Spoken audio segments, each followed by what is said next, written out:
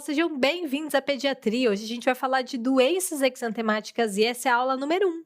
Nessa aula a gente vai comentar sobre sarampo e rubéola, ambas doenças exantemáticas imunopreveníveis pela aplicação da vacina tríplice viral, a vacina sarampo, cachumba, rubéola, que é aplicada pelo Programa Nacional de Imunizações com 1 ano e 1 ano e 3 meses de vida. Vale dizer também que ambas as doenças são de notificação compulsória, logo há suspeita clínica. Vamos começar então falando sobre sarampo. O sarampo que antigamente era uma doença endêmica mundial, de incidência quase que universal na infância. Isso, obviamente, até o desenvolvimento e a aplicação universal de vacina contra o sarampo, que aí levou a uma queda abrupta da incidência, até porque essa vacina é maravilhosa, tem uma eficácia aí de mais de 95%. Obviamente que os movimentos anti-vacina não facilitam a nossa vida, porque se não aplica a vacina do sarampo, o sarampo volta a circular e com isso a gente tem aí os surtos, tá? Os movimentos anti-vacina muito focados naquele estudo super antigo e que já foi descreditado pela população científica, né, que falava que vacina do sarampo tinha relação com o autismo. Não tem, nunca terá, não vai ter. É para tomar vacina, o sarampo está associado com algumas complicações graves e até a morte, como vocês vão ver daqui a pouquinho. Trazendo então um pouco de epidemiologia dos Estados Unidos, aqui é uma epidemiologia sobre a época da vacinação, tá? Então, antes da vacina, 1956 a 1960, existiam 313 casos por 100 mil pessoas de sarampo e após a vacina, a partir da década de 80, você veja que caiu muito a incidência, 1,3 casos para 100 mil pessoas. Então, veja como essa é uma vacina boa, ela funciona. E o Brasil? Com relação ao Brasil, a gente vinha 100 casos autóctones, ou seja, 100 casos de sarampo de transmissão no nosso próprio país, desde 2001. Até que aconteceram alguns surtos, tá? Então, nós tivemos um surto entre 2013 e 2015, que foram alguns casos de sarampo, mas que vieram de outros países. Nessa época, foram identificados um total de 1.310 casos no Brasil, com predomínio ali no Pernambuco e no Ceará, muito relacionada com a questão dos estrangeiros, foi época ali de Copa do Mundo, tá? Então, muito relacionado com isso. E nessa época foram instituídas ali uma série de ações de bloqueio pelo Ministério da Saúde e interrompeu-se a transmissão da doença no Brasil. Então, realmente, menos de 1.500 casos no Brasil. Vacinação para todo mundo, vamos fechar isso aí. E já em 2016, o Brasil recebeu novamente o selo da Organização Pan-Americana de Saúde, da OPAS, de país livre do sarampo.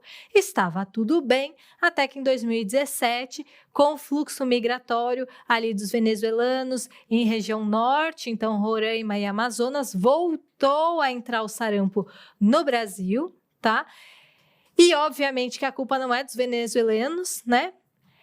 A culpa é dos brasileiros, que não estavam com as doses da vacina em dia. Então, a gente tinha uma baixa taxa de segunda dose da tríplice viral, aquela dose que é aplicada com 1 ano e 3 meses. E aí, esses pacientes foram comprometidos pelo sarampo que vinha lá da Venezuela e, com isso, voltou a circular o sarampo no país. E como é que eu sei que era o mesmo sarampo da Venezuela? Porque era o mesmo genótipo, era o genótipo D8. Tá? Então, a maioria dos casos aconteceu em pessoas não vacinadas. Vale dizer que começou em 2017, mas depois, 2018, 2019, a gente teve a vinda desses casos aqui para a região sudeste, aumentou muito o número de casos e de lá para cá é isso. Nunca mais a gente conseguiu controlar o sarampo no nosso país. Então, a gente continua com medidas de controle dessa epidemia de sarampo no nosso país, com aplicação de doses da vacina, inclusive doses extra da vacina, aplicada entre 6 meses e 1 ano de vida, com o objetivo de controlar esse surto nessa faixa etária que ainda não recebeu a dose regular, que é aplicada aí com 1 ano de vida. Entendido isso, vamos falar um pouco do vírus. O vírus do sarampo é um vírus de RNA de fita única, da família Paramyxoviridae, gênero Morbillivirus, cujos únicos hospedeiros são os humanos. Ele é um vírus de circulação ali durante verão e primavera e a transmissão é por aerossóis. Essa transmissão acontece de 7 dias após a exposição ao vírus até 4 a 6 dias após o início do exantema. Vale dizer que esse vírus ele pode permanecer viável, suspenso no ar, por até 1 hora depois do caso-fonte deixar o ambiente. E que o vírus do sarampo é um dos vírus com maior taxa de ataque, a taxa de ataque de 90%. Então, 90% das pessoas suscetíveis, quando em contato com o vírus, vão desenvolver a doença clínica. A doença clínica ela acontece depois de um período de incubação de 8 a 12 dias e durante esse período de incubação o vírus ele vai migrar para os linfonodos regionais e aí vai levar uma viremia primária que vai disseminar esse vírus para o sistema retículo endotelial. Essa viremia, então, vira uma nova, uma segunda viremia, e aí o vírus vai para as superfícies do corpo e aí começa a doença prodrômica. Então, o pródromo começa com uma febre leve, e aí eu tenho pico dessa febre no primeiro dia do exantema, e além disso eu tenho conjuntivite com fotofobia, coriza e tosse, ou seja, um predomínio de sintoma de via aérea superior, o que vai levar a características face sarampenta, ou seja, essa cara de pessoa que está gripada, tá? Então, ele está todo congesto, todo cheio de secreção em via aérea superior. Viu isso aqui? Pode ser sarampo, principalmente se estiver associado às manchas de Koplik, que são patognomônicas do sarampo. Quando não existia teste molecular para identificar o vírus, a identificação de manchas de Koplik já era o suficiente para fechar o diagnóstico, bater o carimbinho de sarampo e isolar essa criança do convívio. Então, essas são manchas branca-azuladas de 1 milímetro, elas estão presentes aqui na faixa interna da bochecha, na altura dos dentes molares. Elas aparecem de 1 a 4 dias antes do exantema e desaparecem 2 a 3 dias depois do início do exantema. Temos também a fase exantemática. Então, após os pródromos, aparece o exantema maculopapular morbiliforme. O exantema do sarampo começa atrás do pavilhão auricular, então na linha de implantação dos cabelos, e aí vai para tronco, então tórax, depois extremidades e atinge palmas e plantas dos pés em até 50% dos casos. É um exantema maculopapular, então eu tenho máculas e pápulas eritematosas de 3 a 10 milímetros de diâmetro, que são permeadas ali por pele sã, então tem as lesões, mas ao redor eu tenho uma pele normal, como a gente pode ver aqui nessa foto, mas as lesões elas podem confluir no tórax. Então veja que existe uma parte aqui em tórax anterior que tem essas lesões mais juntas, então fazendo placas um pouco maiores, avermelhadas, e isso é a característica morbiliforme desse exantema. O exantema ele desaparece depois de 7 dias, também no sentido crânio-caudal, que é o sentido que ele aparece. E aí, com o desaparecimento do exantema, eu tenho uma descamação fina, chamada de descamação furfurácea, tá? Vale dizer que na fase exantemática já começa a produção de anticorpos com redução da replicação viral e redução dos sintomas, e daí em breve essa criança vai ficar bem. O diagnóstico, então, do sarampo, ele é clínico epidemiológico, tá? Então, se eu tenho os sintomas característicos com manchas de Koplik, com sintomas de via aérea superior prodrômicos, eu já faço essa suspeita clínica e já notifico, notificação compulsória suspeita, e eu também posso lançar mão de exames laboratoriais. São crianças que se apresentam com leucopenia, com linfopenia, VHS e PCR em geral normais, mas aqui vale dizer que se tiver alguma complicação bacteriana, obviamente eu vou ter elevação dessas provas inflamatórias. Sorologia IgM, ela aparece na fase aguda, 1 a 2 dias depois do início dos sintomas e vai continuar detectável por até 1 mês. E na fase de convalescência eu vou ter IgG, e é importante identificar esse aumento de IgG. Então, na fase aguda eu até tenho um pouco de IgG, mas eu aumento em 4 vezes de IgG na fase de convalescência, então após algumas semanas, realmente vai fechar esse meu diagnóstico. Vamos falar então do tratamento para o sarampo. É uma doença viral autolimitada, então eu vou fornecer apenas suporte antitérmicos, hidratação, suporte nutricional. Se essa criança for internada aí porque está um pouco mais grave, precauções de contato e respiratória. Lembrar que a transmissão ela acontece 3 dias antes do aparecimento do exantema até 4 dias depois do início do exantema. Além disso, existe a indicação de suplementar com vitamina A crianças menores de 2 anos. Por quê?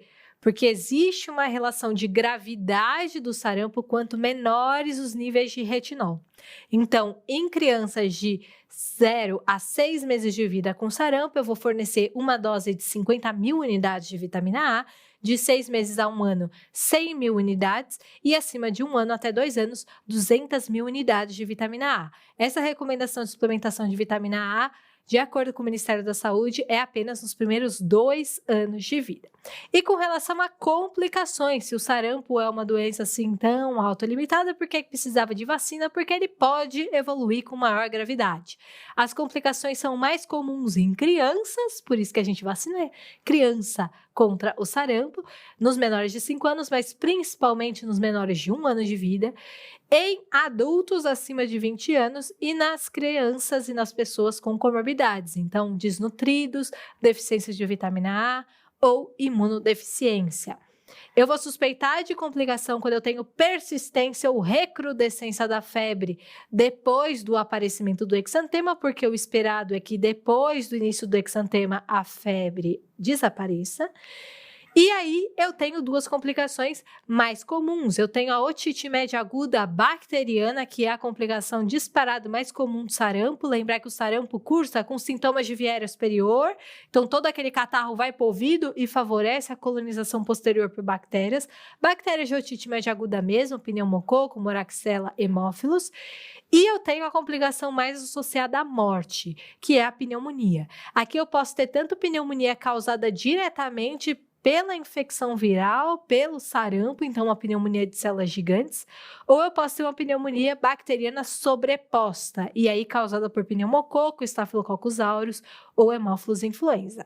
Então essas são as complicações aí mais frequentes, mas também existem complicações mais graves que podem acontecer depois de um sarampo.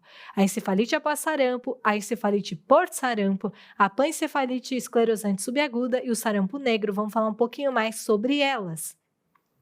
A encefalite após sarampo, ela não decorre do efeito direto do vírus, mas sim de um processo imunológico em decorrência da presença do vírus no corpo.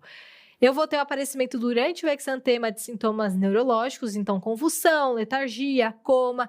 O líquor identifica uma pleocitose linfocítica, uma hiperproteinorraquia. É uma condição com mortalidade de 15%, então alta, e eu posso ter sequelas a longo prazo em 20% a 40%. Também é uma taxa alta, considerando que eu estou falando aqui de crianças saudáveis. Posso ter também encefalite por sarampo, e essa sim é decorrente da lesão cerebral direta pelo vírus e é mais comum em imunodeprimidos, tá? Que não conseguem segurar a replicação viral. Então, aqui eu tô falando de síndrome de imunodeficiência adquirida, neoplasias linforreticulares e pacientes que fazem uso de drogas levam aí a uma imunossupressão. É um quadro que aparece de 1 a 10 meses após o sarampo agudo, cursa com sintomas neurológicos, então convulsão, mioclone, estupor, coma, e é uma doença progressiva que vai evoluir aí até a morte, então com uma gravidade importante. Temos a pancefalite esclerosante subaguda, é uma complicação crônica rara do sarampo e de início bem tardio. Tá? Então, o que acontece é que eu tenho o sarampo, o vírus, que fica hospedado dentro das células do sistema nervoso central por anos. E aí, 7 a 10 anos depois, ele inicia uma nova virulência e ele ataca essas células do sistema nervoso central, levando a um processo neurodegenerativo. Então, vai começar com alterações no comportamento, redução de desempenho escolar, irritabilidade, redução de atenção, evolui com mioclone importante, coriotetose, distonia, rigidez e morte inexorável, tá? Em 1 a 3 anos de evolução. Então, uma complicação gravíssima, embora rara. E, por fim, existe o sarampo negro, que se manifesta na fase aguda, né, com uma erupção cutânea hemorrágica, frequentemente fatal e que é muito raro hoje em dia por conta da vacinação aí universal. Vamos falar agora de profilaxia pós-exposição. Eu já falei para vocês da profilaxia pré-exposição, que é apenas aplicar, as vacinas têm que ser aplicadas com 1 ano e 1 ano e 3 meses de vida. A profilaxia pós-exposição aqui é após contato, né? Então, eu posso utilizar a vacina do sarampo em até 72 horas do contato de um caso. Isso vem sendo muito utilizado nessa fase atual que a gente vive de epidemia. Então, identificou um caso de sarampo em adulto em prédio comercial. Baixa todo mundo que trabalha no prédio comercial e vacina contra o sarampo, independentemente se essas pessoas já tomaram ou não as 2 doses regulares. E a outra forma de realizar a profilaxia pós-exposição é com o uso de imunoglobulina, que é uma gama-globulina hiperimune. Pode ser aplicada até 6 dias do contato e essa forma de profilaxia está indicada naqueles pacientes que não podem receber a vacina do sarampo. Lembrar que a vacina do sarampo é uma vacina de agente atenuado, então ela não pode ser fornecida em gestantes, em menores de 6 meses e em imunocomprometidos. Nessa população, apenas a imunoglobulina. Encerramos aqui o sarampo, vamos falar agora de rubéola. A rubéola é uma doença leve em lactentes, porém pode ser muito grave em adultos, tá?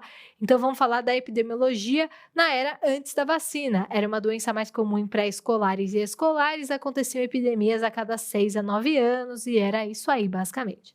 Mas após a instituição da vacina sarampo, cachumba, rubéola, houve uma queda importante da incidência em mais de 99% e agora essa é uma doença que é mais comum em adultos, acima de 19 anos de vida, e aí a gente tem um problema, porque além de ser potencialmente mais grave nessa faixa etária, existe o risco de rubéola congênita quando acomete mulheres em idade fértil. Vamos lá falar de Brasil. No Brasil, a gente teve surtos de rubéola de 99 a 2001 e por conta desses surtos de rubéola, houve um aumento dos casos de síndrome de rubéola congênita, porque mulheres em idade fértil ficavam gestantes e tinham rubéola e aí o risco era enorme de transmissão para esse concepto. Nessa época, foi ampliada a vacinação de bloqueio da rubéola para todas as mulheres em idade fértil, basicamente, tá? A partir de 18 anos, era vacinado no metrô, nas escolas, nas faculdades, então vacinou-se todo mundo. E aí, em 2015, a gente já foi considerado como um país erradicado de rubéola. Então, o Brasil atualmente tem esse selo do Comitê Internacional de ausência de rubéola no nosso país de transmissão, né, autóctone. O último caso foi confirmado lá em 2008. Vamos falar do vírus da rubéola, é um vírus de RNA de fita única da família Matonaviridae, essa família mudou recentemente, e do gênero Rubivírus. A transmissão é respiratória por gotículas, ela acontece de 5 dias antes até 7 dias após o aparecimento do exantema. Tem um período de incubação aí de 2 a 3 semanas e aí aparecem os pródromos. Uma febre baixa, um mal-estar, uma discreta hiperemia ocular, uma linfadenopatia suboccipital pós-auricular, tá? E aí é importante lembrar que esse pródromo pode não acontecer em crianças, ele é mais comum em pacientes um pouco mais velhos, e depois desse pródromo, que pode ser bem frustro, eu tenho o aparecimento da fase exantemática que cursa com o exantema maculopapular rubeoliforme. Também é um exantema com máculas e pápulas, começa em face e pescoço e depois dissemina crânio caudal. São máculas rosadas pequenininhas e irregulares que podem coalescer em tórax e aí vai se disseminar de tronco para as extremidades. Esse exantema, ele é dito evanescente, porque quando o exantema está em tronco, ele já desapareceu da face. Quando ele desce para as pernas, ele já desapareceu do tronco. É um exantema muito rápido, que vai desaparecendo conforme ele evolui, porque ele dura apenas 3 dias e ele desaparece sem descamação. Justamente pela similaridade entre a apresentação clínica, né, o exantema maculopapular, e a duração do exantema, a rubéola antigamente era chamada de sarampo dos 3 dias, porque era como se fosse um sarampo, porém com sintomas mais leves, inclusive um exantema que durava 3 dias, ao invés de 7 dias, que é o característico do sarampo. Em horoscopia, a gente tem as manchas de Forchheimer, mais Diferentemente do que acontece com as manchas de Koplik, que são patognomônicas do sarampo, as manchas de Forchheimer, que na verdade são petequias em pálato, não são patognomônicas da rubéola, tá? Elas podem aparecer, mas elas também acontecem em outras condições, como por exemplo na faringite streptocócica. O diagnóstico aqui novamente clínico epidemiológico. Posso lançar mão de exames laboratoriais, eu posso ter uma leucopenia com neutropenia, uma trombocitopenia leve, isolo o vírus em nasofaringe, tá? Ou até em sangue ou urina, e aí lembrar que esse isolamento viral ele é importante principalmente em gestantes, por conta do risco de síndrome de rubéola congênita, e eu também posso proceder com a sorologia, IgM em fase aguda e aumento dos títulos de IgG na fase de convalescência. Tratamento, novamente, aqui eu vou ter uma doença que ela é autolimitada, então eu vou proceder apenas com suporte, com o uso de analgésicos. Se eu tiver uma complicação relativamente leve da rubéola, que é a trombocitopenia não remitente, né? E no caso ela não for remitente, ou seja, ela não se resolver espontaneamente, eu posso pensar no uso de corticoides e imunoglobulina, e se esses pacientes forem internados, novamente, precaução de contato e precaução de gotículas até 7 dias depois do início do exantema.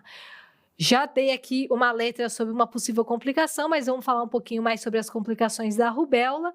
Em geral, elas são autolimitadas, e aqui eu tenho 2 tipos, a trombocitopenia e a artrite, e eu também posso ter complicações mais graves, como a encefalite pós-infecciosa e a pancefalite progressiva da rubéola. Vamos falar um pouquinho mais sobre todas elas, começando com a trombocitopenia. É mais comum em mulheres, em geral aparece 2 semanas depois do exantema, e aí eu vou ter sintomas de trombocitopenia, de baixa de plaquetas, então petequias, epistaxe, sangramento gastrointestinal, hematúria, mas tudo isso resolve espontaneamente em geral. Não resolveu? Corticoide, imunoglobulina, que nem eu falei anteriormente. Outra complicação, artrite, é mais comum em mulheres adultas. Então, aqui eu tenho também sexo feminino, mas já numa idade um pouco mais avançada. Em geral, aparece depois de uma semana do exantema e acomete mais as pequenas articulações das mãos. Também é autolimitada, também resolve espontaneamente. Em geral, não precisa fazer mais nada.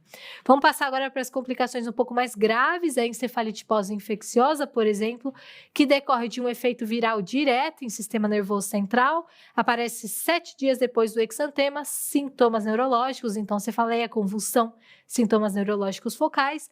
No líquor, eu posso ter uma pleocitose mononuclear leve e um aumento de proteínas, mortalidade aqui alta, de 20%, e posso ter sequelas a longo prazo, sim.